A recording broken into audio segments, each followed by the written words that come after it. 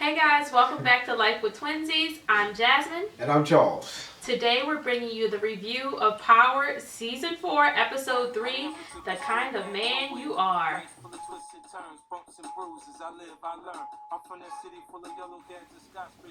Guys, this was a really good episode. I really enjoyed this one. Man, if you didn't see it yet, go look at it. Go look at it.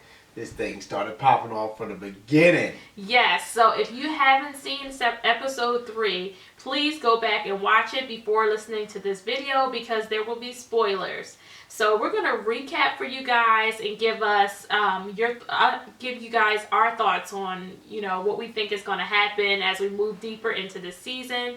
But wow, it started off really good. Did it start off good? I mean, they had the DEA come arrest everybody. Just picking everybody off the street as they just walking. Just you get arrested, you get arrested, you get arrested. Yes, so the feds grab up, they open up, they grab Dre, they grab Julio, and you see Lakeisha getting off the elevator. Yes. Yeah, so everybody is getting called in and questioned.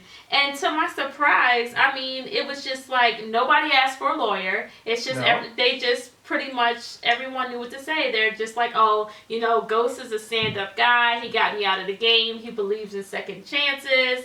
Yeah, they made that man look like he was, what he said, Mother Teresa of the hood. Yes, so that like he the godfather of the nation.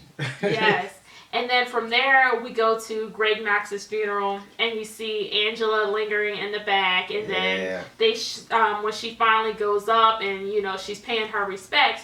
You see his friend Marco in the background. Now, him, if you remember, he's the one in season 3 that Greg, him and Greg were both listening to the wiretap. Yep. And so he has some. He was giving them all that information for him to look up for him, because he couldn't do a lot of intel, or he couldn't get all the information himself. Right. So he had him doing the background checks. Well, not the background check, but the back of the scene stuff, looking for people and getting information on he sent them the numbers on that phone so he can track those down also. Right.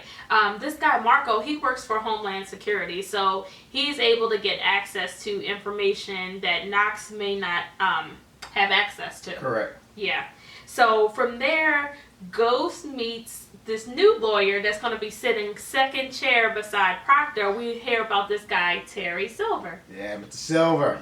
And what is your feeling on Mr. Silver right off the bat? Right off the bat, I didn't like him being in the room with Ghost. With Ghost. I didn't like him being in the room there without Proctor being there, because he's like, you get this other guy coming in the room right off the back, and you don't know who he is, and then he's gonna ask you the question, did you do it? He didn't even introduce himself. He just starts right in. Proctor will be here in a few minutes, and just sits down and starts talking like Ghost is supposed to know who he is. First thing in my head, I thought setup. That's what I thought, setup. Yeah. But then I said, well, he's in that room right there, and Proctor told him that if they tap this room right here, then they can throw that case out the window. So I'm like, okay, wait till Proctor get in here. Let's see what this guy's all about. Yeah, and if you notice, Ghost was really slow with giving him information. He started off like answering just short answers to his questions. Right.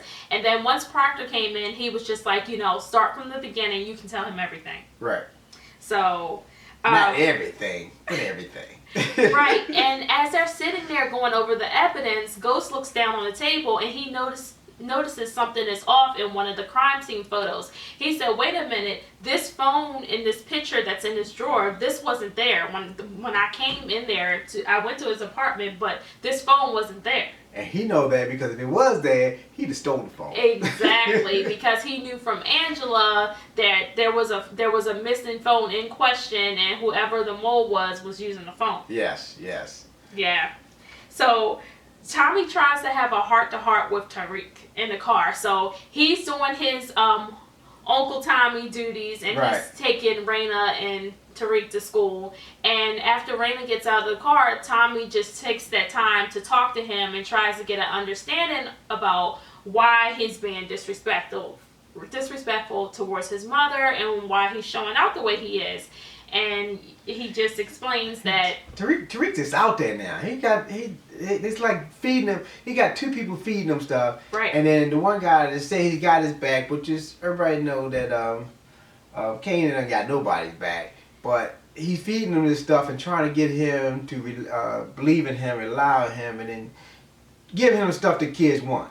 Yes, and not only that, Kanan, even though he is a bad guy, he's making time for Tariq, which is something that Ghost didn't do. Well, you know, he's making that time to get something in return. Yes, but Tariq doesn't know that. Right. All from Tariq's perspective, all he knows is that Kanan is there and he's listening to him, he's giving him advice, he's letting him vent. Right. And he's filling that void that he has right now for a father in his life. True. Yeah. And that's what happens. Yeah. That's what happens. Yeah. And from there, Keisha, they go to the scene where Keisha's, she comes to Tasha's home and she's there with Silver and Proctor, and they're going over what happened. They're asking Keisha, you know, what all did you disclose to the feds? And she's just explaining, I didn't tell them nothing. They were just interested in knowing about Ghost and Tasha's relationship. And Proctor's like, that's what they wanted. What Angela was trying to get you to do was to say that they were no longer working as a married couple. They wasn't in their marriage. They were working as a group or as a unit. Not actually a unit, a married unit, but a business. Yeah, and that she conspired and with him killing Lobos, and she knew about the Greg Knox situation. So that's what they're trying to get them to do, so that they can put Tasha on the witness stand, because they're saying, okay, well, you don't have the right of spousal privilege since you guys were no longer functioning as a married couple, you know, then she can testify against Ghost. But they were, because they still had the kids. He was still coming over, so they were still functioning as a married couple, but they were not living together. All about what you can prove in a court of law. Yeah, okay. And they do know they were separated for a time, so they can kind of force that angle, but they might just be. See, if they do force that angle, they're still gonna bring Angela back to taking that stand on court, and they don't want that. Yeah, but right now, the prosecution, they're going to pull all of their tricks out of the basket. Everything they have, they're going to throw at them. They're just going to be coming with everything. So, like Proctor said, what they're doing right now, they're trying to turn up the heat. They're saying this is what they're going to do to the people that's closest to you. They're trying to get everybody, turn up the heat on everybody so that somebody makes a mistake. And he's like, relax, chill, I got this. Just don't have any more conversations with the feds without a lawyer being present, because Proctor can handle them. So hopefully from here on out, you know, Dre won't say anything, Keisha won't say anything. But Dre ain't saying nothing. And Julio won't say anything. Julio ain't saying nothing. Yeah. But that Keisha girl, she not in the game like everybody else, so she don't know what to say or how to say it. Right. Because she could have said some stuff, but she got an attitude. She's ready to fight she's ready to fight the girl. Of course, because she has some feelings towards Angela, because she messed up everything. Yeah. Well, she feels she messed up her friend's relationship. True. Yeah. But you can't get upset like that, because then you showing that, okay, something is going on, something is going wrong, and that's how they're gonna. Keisha definitely is the type that wears her feelings on her sleeve. She can't hide the way she feels. Yes, she does. And then from there, we get a scene where there's a prison guard walking down the hall, and he gives Tony Teresi this pack of noodles, or what appears to be a pack of noodles, and it's a cell phone. So there's a phone inside of the noodles. Yeah, so he makes a phone call, and he's getting more information on Ghost and Tommy. Right. And he learns that, Negan worked for Ghost. We don't know who this cat Ghost is, but he was the man on the streets. And so Tony Teresi's sitting there thinking, yeah, this guy Jamie in here, St. Patrick, this is Ghost. Right. So he already knows the deal. So he comes up with his plan at that point on what he's going to do. Because he needs some money. And he needs some money for his wife to get this treatment. Exactly. And he needs it right away. Yeah. So he's like, man, this is my cash cow right here. I'm gonna use this. I'm gonna use all my information to get the money at him, or scare him into give me some money.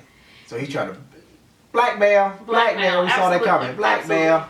Absolutely. And then from there, we go to the scene where all the prosecutors are meeting and they're having this discussion and they're trying to find out, okay, so what happened when you guys interviewed Dre, Julio, and Lakeisha? And they're just like, you know, Julio and Dre, basically, they have the same story. They're not trying to talk. They're just saying that, you know, Ghost is the Mother Teresa of the hood. He believes in giving everybody second chances, and you know, he helped. And like Julio said, he saved him. We still don't know in what way that Ghost saved him, but he basically said, you know, he was able to get him out of this gang that he was affiliated with. And we find out that Cantos may talk. The guy that used to work for Ghost. Like he said, Mock has his name, and he said, you know, he's willing to talk, but he wants full immunity. So we're not sure what all Cantos is going to disclose to him, because he definitely saw some things while in appointment with Ghost. Yes, he did. And he knows some stuff. Mm-hmm. So, but he got to understand that he can get wiped off at any minute. So we got to see. Well, maybe in addition to immunity, he's expecting some type of protection from the feds if he does testify. But I think the most disturbing part about this whole thing was this guy, John Mock's attitude towards everything. Like, he doesn't care about these people and the innocent people being the children in this situation. Like he said, you know, well, if his father was a drug dealer and he's a criminal, and then they're collateral damage. Like, we don't care if, you know, Ghost gets killed and if Atasha goes to jail and they have to be put into the system. Right. That's messed up. His job is to win. Yeah. Whatever way he have to do it, his job is to win. Don't like it, but he got to do his job. Just like Proctor better do his job. Tommy already told him, do your job. Or I'll kill you. I'll kill you. Yeah, so he's working under pressure there. Yeah, that's pressure cooker right there for you. Absolutely. And from there, Pitar shows up at the warehouse again, talking to Tommy. He's like, what's up? The product's coming in 2 days. She's just following up on the status of everything and make sure everything is running smooth. And where is everybody? Nobody's answering their phones. And if you notice, there's like a theme throughout this episode with no one knowing where Julio is.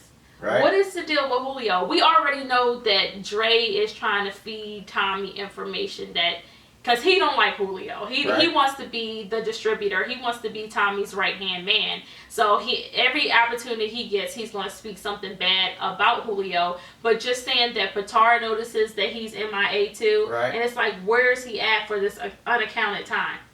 But the whole thing about Dre got to keep making his money, because if he don't pay Kanan, then his butt is dead. Right. So when they trying to shut the drug thing down in the club, he got to keep it going. He got to keep that thing rolling, because he got to make that money. $50,000 a week. And then, you know, all this stuff is going to catch up. Because we always talked about when you lying and covering it up, it's going to catch up. Because now, when he start giving that money, still giving that money to Kanan, then when Ghost go tell Tommy that you need to get us $20,000 to Home Guy every month, then they got to try to find where this money they're going to get all this money from.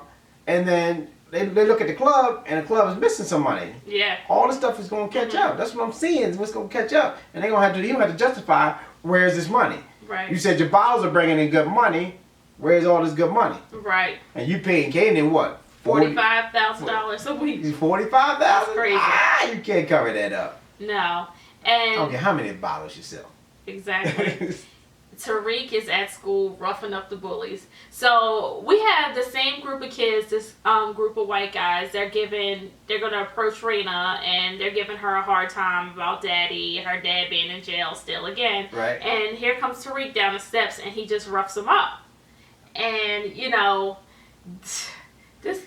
Tariq, he's going off. He's going off deep end. I mean, he just... foul language and everything. I don't agree with him in that. I don't disagree with him in that situation though, because I think that would be, if that was any brother and sister, regardless of the situation. He's going to come in and protect the sister and have her back. But you know, later on in the scenes, he started cussing his sister and telling her, like, get out of my room. Yeah, he's being a real jerk towards his sister, and I don't think that's necessary. And she needs to start speaking up, because some of the things that he is saying, she knows they're lies. Yes. Even from the first series of this year, she knows that, okay, the guys you say you're hanging out with, they're not the guys you're hanging out with. Yeah. So Raina needs to start talking to the mama or talking to Tommy and let her know that okay, he's not telling you the whole truth about all these guys he's hanging out with, and that right there start bringing some more stuff to light. Yes, and I think we will see that at some point eventually because Raina's starting to get more airtime, so I think eventually she is going to confide in someone and tell them what's going on with Tariq because he's just getting in deeper and deeper. And from there, she runs outside. You know, she's upset, and it's the media. They're out there again, and the paparazzi. They get pictures of her crying. Which is that's all they need. Yeah, that's a real low life move to me. Come on, I mean she's a child. Like really. Yeah, but that stuff happened in real life. You see all these stars out there getting their kids' pictures taken and they don't want it, but And Proctor meets with Silver and Ghost again, and Ghost finally tells them about the freaking traffic stop. I can't believe we're just now getting to this point. Like, how is that possible? Because to me, as soon as Proctor, episode 1, when Proctor was like, this is the evidence they have. They have your DNA under his nails. Why didn't he mention at that point that there was a traffic stop and he got roughed up? But then he went through the whole story again when he talked to Proctor by himself about everything that happened on the course of that day. He told him about breaking in his place. That was before Silver came into the picture. Right. But he told him about breaking the place, but then he never got to the point where he said, okay, I was stopped by Knox that night. Right. So when does all this stuff started clicking? I'm still trying to wait until they say, oh, I got video cameras set up in my office. Yeah, that's the same thing I'm waiting for. And as soon as he said the traffic stop and the traffic stop, and he said, you know, there was no evidence of that because Greg didn't log it. However, it's New York City. They have traffic cameras everywhere. And all the businesses, they have cameras in front of their businesses. So I'm thinking to myself, there's got to be that had to be on video somewhere. That's why I kept saying to Charles, I'm like, they got it on video. They had to get it on a traffic camera or something. Right. So I knew it was only a matter of time before that was going to come up. So Agent Knox, his friend Marco Bailey that we learned about, he's meeting with the prosecutors, Sandoval and Mock, and he's trying to get them. He's saying, look, you know, I have evidence that, you know, Knox was not the mole, and he's saying, look, all I want basically is his name cleared. And Mock is not interested in that at all. He's just like, the end result is we want Ghost, basically. Right. You know, we want St. Patrick arrested for this crime, and we want him to do his time. So what difference does it make? Which was stupid to me for him to take that approach anyway. He's such a jerk. But it's just the fact that Marco's like, no, I want my friend's name cleared. See, he's sitting there smelling himself. He thinks he got a slam dunk in a case. Right. And he smells himself and said, I'm going to do this thing the way I'm going to do it and get all the results that I want to get. But I'm not going to use none of the stuff you got. Right. That's going to come back to bite him in his butt, just like being in court. And the traffic cameras. And the traffic camera bit him in the butt. Yeah. But before we even get to that, Tommy goes over to Keisha's house again, and, you know, they're eating and everything, and she's telling Tommy what happened. You know, the feds pulled me in, they were questioning me about Ghost and Tasha's relationship, and just as I suspected, this is the one thing that I'm worried about with Lakeisha and Tommy's relationship, is that she's going to be talking in Tommy's ear all the time. And, you know, Tommy, he did try to reassure her that Tasha's not going to talk, because Keisha's like, what if she talks and, you know, we go down, and, you know, she don't really trust Tasha too far, especially when it comes to her children. She thinks that, you know, if her back is against the wall, she's basically going to throw her Keisha and Tommy to the wolves. And Tommy's like, no, I know Tasha. She don't talk. She would never do that. It's not going to get to that point. Everything's going to be okay. Trust me. I got you. So Tommy's still taking that reassuring role with her, but it's just her mouth is what But I'm not sure about Keisha. Yeah. I'm not sure how damn she is. Yeah, absolutely. It's like on one breath she's saying, yeah, Tasha's my girl. You know, I got you. But on the other hand, she's like, would she throw me under the bus? I mean, it wouldn't if it comes down to it and Lakeisha's back is pressed against the wall, she would flip on Tasha if she knew sing like a bird. Absolutely, she's not. That's her girl, but she ain't going down for her. She gotta remember, you got 3 people that was down from day one, A1. Okay, Keisha and what goes white name? Tasha. They were they known each other for a long time. Since 2nd grade. Since a long time. All right, but when you're in the game a long time with each other, then you gotta watch your back because y'all in there together. And whatever you say is gonna come back on you. If you ran on your buddy, it's gonna come back on you. That's why Ghost can't say nothing about Tommy. No way. Yeah. They've been down for life. Yeah, but you know, men are tighter than women are when it comes to stuff like that. So. I didn't say that. That is, it's very true. It's very true. But from there, Tariq and Kanan have this little conversation, and Tariq is sharing some of his feelings that he has, some of this frustration that he's feeling, and he's saying, you know, my dad might get the death penalty, and he's just confiding in Kanan with everything that's going on. And of course, Kanan's just like, man, he a liar. Like, you know, I already told you, man. Yeah. You know, anyway, so what about this plan? You ready? And we start to see the beginning of this plan that Kanan and Tariq have, this little scheme that they coming up with. Uh-huh. So ripping people off. Yeah, you knew it was only going to be... You wasn't brought up like that. You know it was going to only be a matter of time before Kanan got Tariq doing something illegal. You already know. It's just... and Tariq need his butt beat. He does. But, so this guy, Marco Bailey, he goes and he confronts Angela in her office. All right. Yeah, so he you know, he goes in there and he, you know, remember me? And Angela's like, oh yeah, it's been a long time. He's like, no, actually, I did see you at the funeral. Right. So he calls her out on there, but he came in there and he's just like, look, I know you're the mole. You need to do the right thing. We need to make sure that justice is served here. You need to confess to being the mole, and maybe you'll do a little bit of time in jail. But, you know, my buddy, Knox, needs to be free of and cleared of all these accusations you guys have against him. He is not the mole, and he needs to have medals. You know, he needs to have medals, not, you know, left with this tarnished reputation that he was a mole. Right. It's a flat out lie. So I think that put a little bit more heat on Angela because she's just like, what the heck is going on and why they believing I'm a mole? Now she is going to start her wheels are turning. I start looking at this stuff.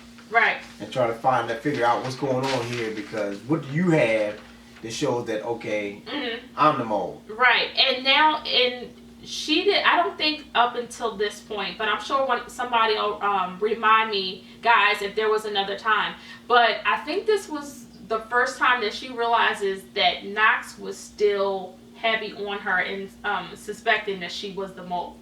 Because I think she had thought for a while that things had kind of smoothed over. She thought that when she got back together with him, she thought that everything that he believed her and that was going on. Well, of course, we know that he was going through her purse. Yeah. Looking for stuff. Every chance he could, he could get alone, he was going through her stuff trying to figure out what she had and what she was up to. And she was doing the same thing to him. So them two, they never trusted each other out the gate. Yeah. So Julio goes to Truth, and Dre has the girls in there, you know, they're sorting the drugs, getting everything ready for that night.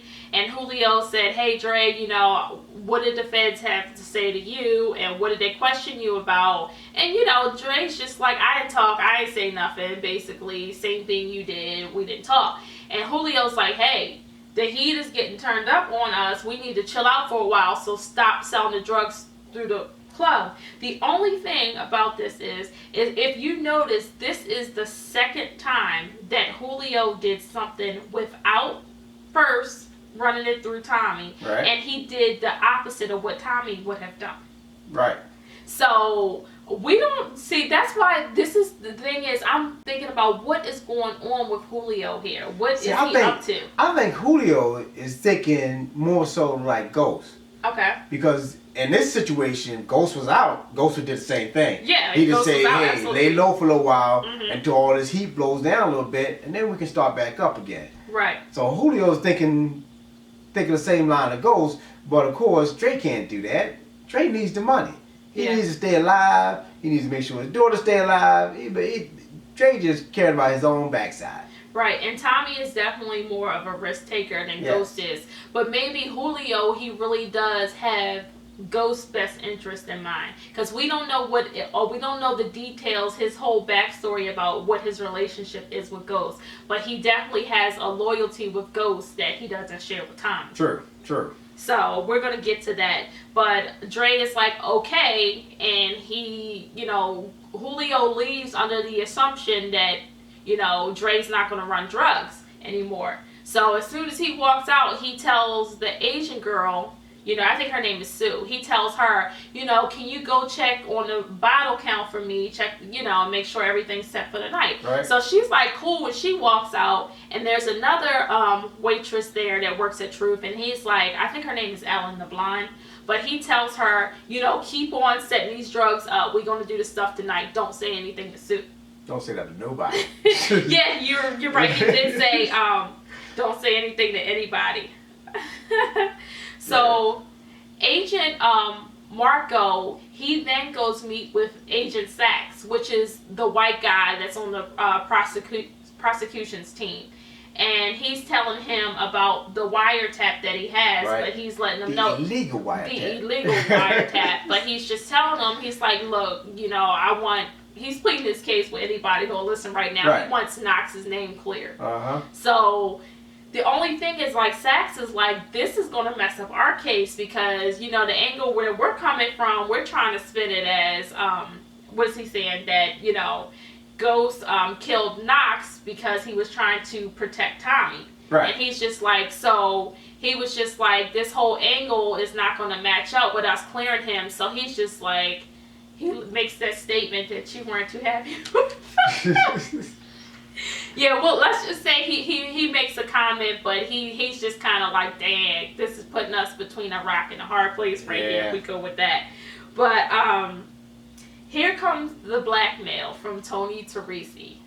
Now, if you watched any of the reviews that were going on last week, or any of the spoilers, or even our last video that we did review of episode 2, you would have heard that everybody seems to suspect that this guy, Tony Teresi, is Tommy's dad. Right.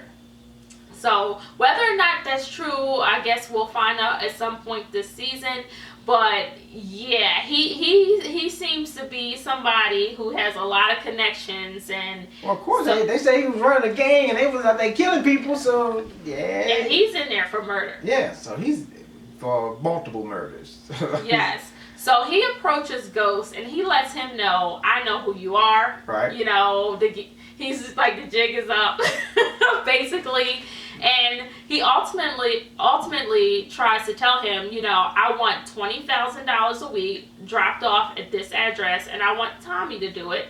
And, it's going to be $20,000 each week, or I'm going to sing like a bird. Right. So it's just like, Ghost, he's trying to keep that straight face, like, I don't know what you're talking about. But clearly this guy, Tony Teresi, knows too much, and he's done his research, and he's not BSing. Right. So I'm trying to figure out who's on the other end of the phone when he's talking to him, because I think I heard him say that I used to work with Ghost. So I'm trying to figure out who could this be that's on the other end of his phone that's giving him all this information that he's looking for. I'm not sure that I heard him say I work for I used to work for Ghost. If you guys did, let us know in the comments. But I thought he said, I don't know who this guy Ghost is. He knows the name, but he said he doesn't know the identity of Ghost. That's how I understood it. But anyway, so Ghost is in there like, oh crap, what am I going to do at this point? And from there, Tommy and Proctor meet up, and as you guys saw in the last episode, Tommy is supplying Proctor with the drugs for his ex.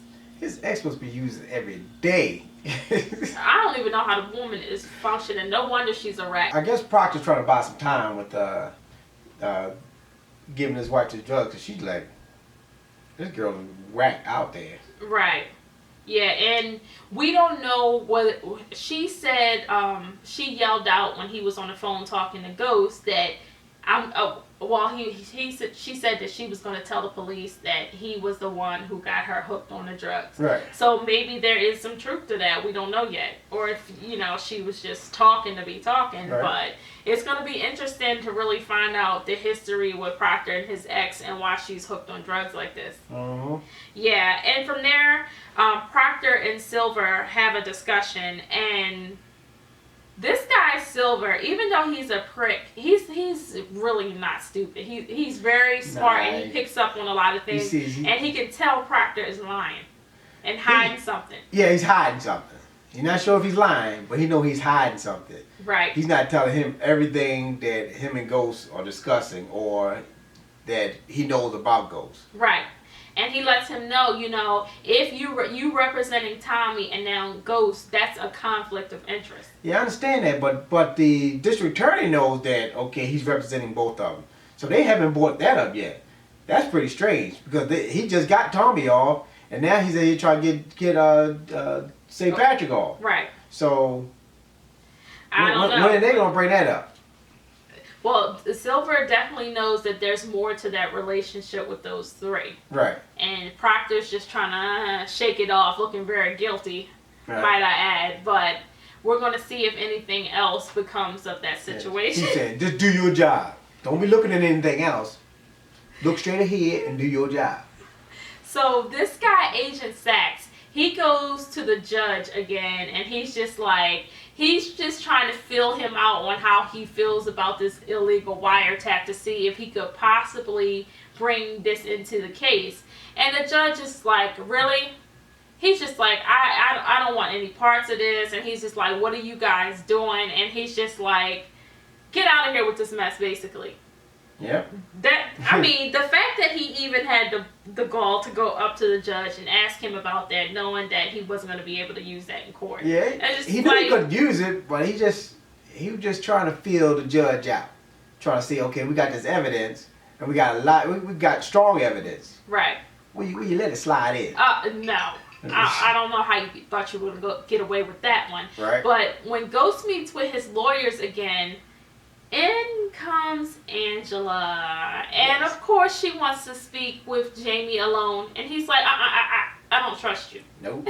Good move, Jamie. Good move. Yeah. So she's basically saying, we want you to, this is what we'll do. Confess to killing Knox. She's still on that, and she truly believes that he did in fact kill Knox. Well, you can't mess with the evidence. If you don't know, if you think you know somebody and everything he's been doing in the past, but you got his fingerprints, you got his DNA, so it's strong evidence against him. Right. But he keeps telling you, I ain't do that. Exactly. I didn't kill him. Yes, but here's the thing. She's just like, we want you to confess to doing that. Give us Tommy. For the Lobos murder, and she's like, and I'll do everything I can to lessen your sentence, because he's like, this is going further enough. At this point, you guys are not going to win your case. It's too much evidence out here. Nah, he ain't giving up Tommy. And before she even walks into the room, if you remember, Tommy's like talking to Proctor real close, and he's asking him about Tony Teresi. He's like, find out what you can about this guy, Teresi. Right. And he's like, he called me Ghost. So he knows something. Yeah, he's like, he knows something, and Proctor's like, what the? How you know about that? Proctor has to be the most frustrated lawyer ever, because he's just like, like, who's talking now? And he's like, I didn't say nothing. I'm in stay here, calm before I can get this case He's over. like, I'm in here playing it cool, and this dude rolled up on me talking about I'm Ghost, and he know everything. He's like, so find out what you can about this dude Teresi and get back to me. So, y'all, Teresi, he's no joke. He's no joke. Yeah, he got his peoples. He got his peoples that doing all his investigating too. So. Right. And Tommy, he's setting up some type of illegal gambling going on. He got the drinks flowing, got the drugs popping, and Dre shows up, and he's like, here's the deal. Julio came in here, told me to shut down the club. And he acts like he's giving Tommy some first-hand information, but little does he knows Tommy already knows that Dre and Julio and Keisha were pulled up by the feds. Right. So he's like, good for you to tell me that, but I already knew about that. And as far as the drugs, keep running it. And, you know, Dre reassures Tommy. He's like, hey, my liquor game is on lock. He said my bottle game is on lock. Right. So even if they can't come at me for that they won't find anything there. So we're good. So Tommy's like, all right, then keep it going, you know. And Julio's still MIA, but you know, every chance Dre gets, he's gonna try to make the Julio look like the bad guy because he wants to be the distributor. One of the saddest parts of this whole episode is that Officer Williams, he gives Ghost the newspaper with poor Raina on the front cover crying, and Ghost just feel like shit, y'all. He can't do nothing. It ain't nothing else about it. He's all locked up, and he can't go check on his kids, can't see about them, can't reassure them. He's just locked down, and all he can do is call home to Tasha and ask to speak to his daughter. And Tasha just explains, you know, she's taking this really hard. She's in no condition right now. I'm trying to, you know, talk to her, trying to get her through this. So Ghost hops on the line and he's trying to reassure her. And, you know, she's apologizing to her dad because she feels like she did something wrong because she couldn't hold it together. But she's a child, you know. And at some point, the pressure and the stress of everything just gets to be too much. Right. Yeah. So, I mean, that's totally not her fault in this situation. It doesn't happen. It don't help any matters that a brother's acting like a little butthole. Yeah, exactly. Now, from there we go to a scene. Tariq is playing video games with one of his friends. Well, Tariq playing on the phone, giving information out. His buddy's playing video games. Right. But Kanan and another guy that he's with, they're on their way up to someone's penthouse. And first of all, this spot is nice. I mean, they got some dough.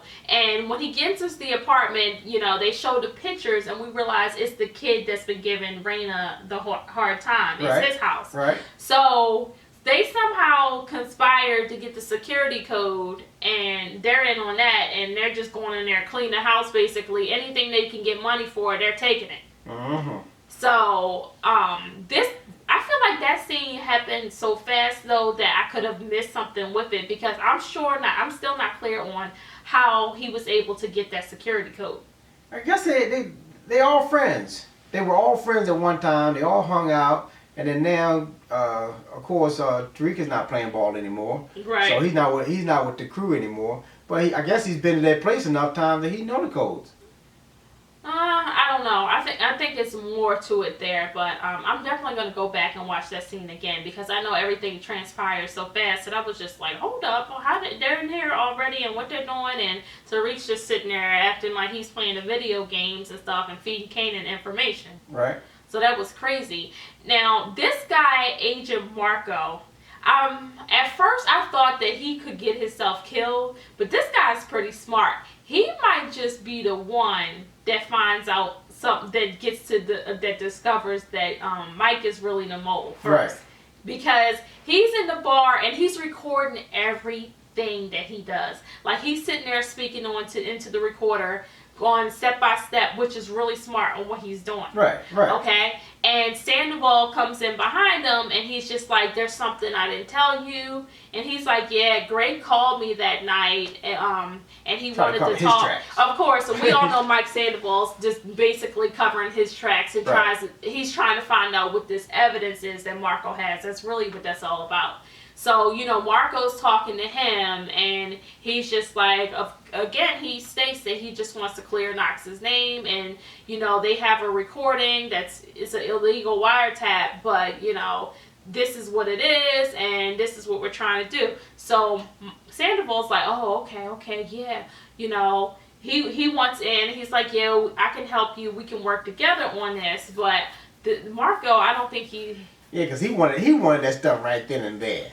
And Marco told him, nah, this is not the right place for it.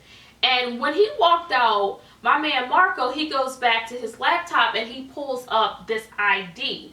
And on my TV, it was kind of blurry. I couldn't make out who it was. But if anybody if you were able to make out whose picture he was actually looking at, please let us know below in the comments, because I went back and I'm like trying to see, and it happened so quick and it was kind of fuzzy. I couldn't see who it was. I don't know if it was Mike or if it was somebody else that they were looking for, but he's digging. So it's only a matter of time before he starts putting this all together. Right. Yeah, piece the puzzle. Yes. So Proctor finally gets back to Ghost with the information on Teresi, and he lets him know he's from Queens. Right. Okay, and you know, what was he, like, head of a gang or something, and he had killed up some people. This guy's bad news. He's just like, yeah, this is nothing to play with. But doesn't Ghost give him the okay to go ahead? He's like, tell Tommy to get him his money. Yep. Yeah. He don't have to get the paper out of my sleeve. Yeah. And then send it to his address. Yeah, that's right. He's like, get the paper out of my sleeve. Right. He's real slick, and he's just like over there reaching for it. Yeah, he's like, send Tommy to that address, which Tommy and Proctor haven't had that discussion yet. No, they haven't. Yeah, but that's coming. And the whole thing is, if this guy Teresi is really Tommy's dad, how long is it going to take Tommy to put together the pieces? And really, how much does Tommy know about his biological father? Because we don't know. Because all he said was, my dad wasn't there for me. Right. So is it his mother that's actually going to, if Teresi is his father, I guess at some point his mother's going to be like, have to come into the picture and be like, after they pull over, drive around in Tommy's car this time, you know they got that bug on it. Yeah, but yeah, she ain't sure where she's going. That woman's out of her mind. She tries to talk again to Tariq. She comes into his room and he's rude as hell, like he's been the last few weeks with her, and he's just like, she's really trying to reach him. She's just like, you know, we're all going through the same thing. Why are you doing this stuff? And he's just like, Dad don't care about us. You just, you know, basically get over it. All right. I mean, he's get over and get out of my room. Let me play my games. and I believe that was pretty much how he said it, his attitude about the whole thing. He just really didn't care. Yeah. But one of my favorite scenes in this entire episode is the court scene that comes up next. And Proctor gets mocked pretty good. Yes. When they come in there, well, I guess it was Silver that actually got the footage, the video camera footage of the arrest. And they can clearly see on there that Agent Knox roughed up Ghost. Hence, that's how he got the DNA under his nails. And the judge is like, okay, well, he said not only that, Angela actually knew about it. She was told this, and they didn't do anything with it. Right. So the judge asked he asked Angela, he said, you know, is this true? Did you have knowledge of Greg pulling over St. Patrick? And she said, yes, I did. And I went to Mock. And Mock is just like, oh, well, I didn't feel it was, it was worth, I just thought it was just talk. I didn't think it was worth investigating. And he was like, wrong move, because clearly Silver just found his video camera footage and we're here now. And of course, Proctor being Proctor, he was just like, motion to dismiss.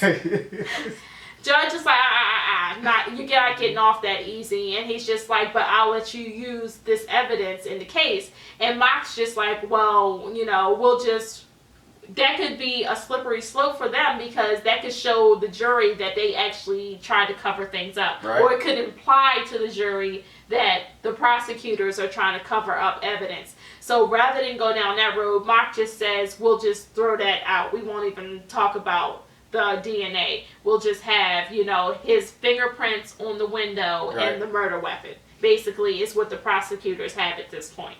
Now, with the scene where they're doing this illegal gambling, in wherever this location is that they're doing this illegal gambling, when they come outside, they're loading up the trucks, and they pull out with this big truck, and you can see that the feds are watching them. Well, I don't know if Tommy knows that the feds are watching them. I guess it's assumed. I think he knows, because when he had that scene a little while ago, when he was inside the warehouse and he was looking at the door, he said the thing, come out wherever you are. Okay. So he knows. That's right. He knows they're out there. He knows they're out there, but he don't know where they are. So of course he got to cover his tracks. He got to make sure, because Proctor already told him, they're gonna be trailing you. They're gonna be looking at you. They're gonna be looking for you to slip up. So you gotta lay low. Mm-hmm. So he can't lay low because he got this big shipment coming in.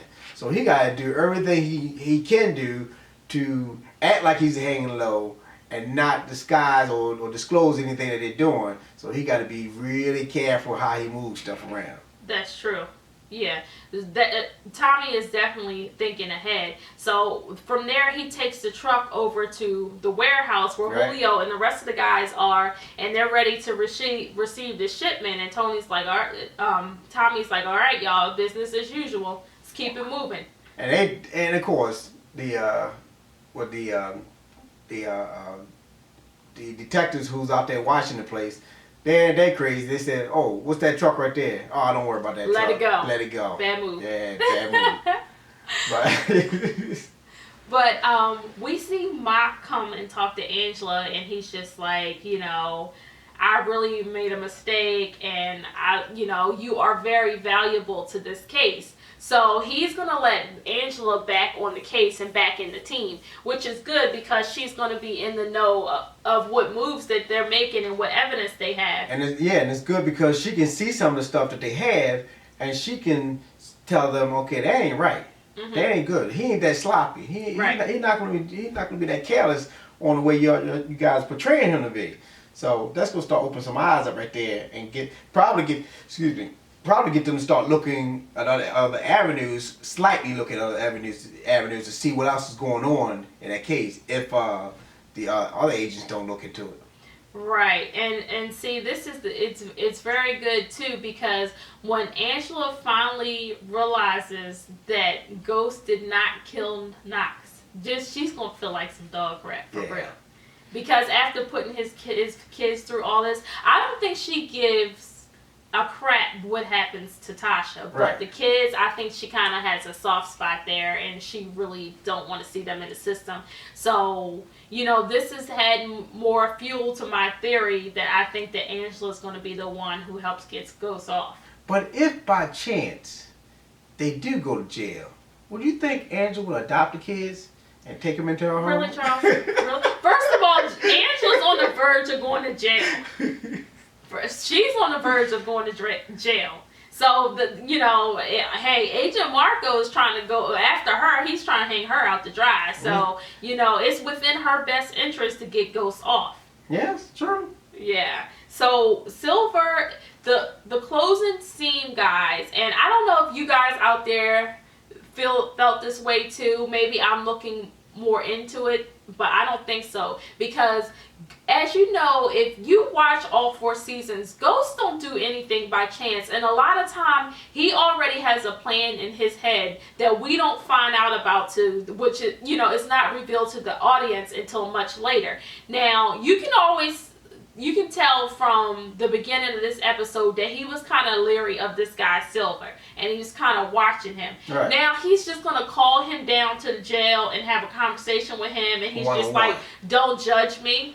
Really? What's all that about? And if you notice the whole time that Ghost is having this conversation with Silver, why Silver is just being this arrogant prick that's just, I'm up here, you down here, talking to Ghost about how his decisions would put him in here, but he's still going to do his job and try to get him off for this crime that he did. He let Ghost know that he believed that he's guilty. He's not an innocent victim. However, I'm going to help you to get off because you got the money to pay me, and I'm going to use this money to help people that really need my help. So he has that approach with Ghost, and Ghost keeps looking over to his right, looking over at something, I guess maybe to see if anybody's watching. But mark my word, there's a reason why he called him down with that and had that conversation with him. Because Ghost is not going to let somebody get the last word on him. And especially the way that guy is just being so cocky and arrogant in his face. Because that's who you are. Popping his collar like you just a criminal. No.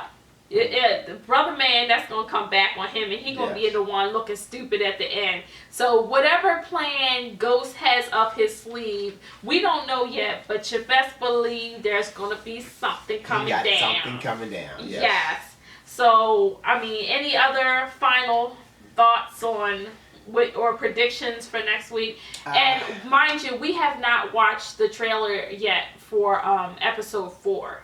So at this point, without seeing the trailer, what do you think? Of course, we know that Ghost, St. Patrick's not getting out of jail no time soon. No time soon. So we already know that some things have to transpire between him and inside the prison. So again, I think some action can really start happening inside the prison. So he's gonna have to protect himself and have to hurt a couple people. So we know that's gonna happen. And of course, we know Tommy's gonna continue to do his thing and run some stuff.